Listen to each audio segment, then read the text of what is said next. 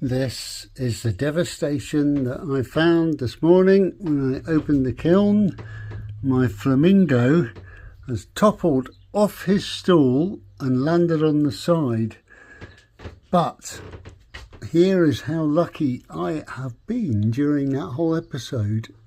So this strut back here, which would normally be, well, which was back in the corner here, and would sit underneath the shelf above, which was laden with other pieces, was obviously struck as the flamingo went over, enough to leave a bit of glaze on him, as you can see there, that little splash of glaze, of molten glaze, but not hard enough to knock him over, in which case all the shelves would have collapsed and every piece would have been smashed. Enough to shift the whole base there slightly. You can see how it's all skew at the side there, so it's all been shifted, but every piece stayed upright except for this. And I looked at this and I thought, oh no, he's all going to be fused to the side there, fused onto the wire, onto the shelf.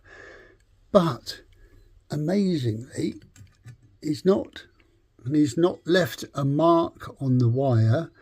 There's lots of shards of glass and pottery in the sand that I put on the shelf, but apart from that, the damage is really very contained. It's a pity because he came out, I think, really rather nicely. Ho hum! It would have been nice. I'll put him together and I'll stick him in the garden in due course once he's all glued up again. Yeah, so there, the kiln gods have been initially a bit grumpy with me, but in the end really truly in my favour, because I've been a very, very, very lucky boy.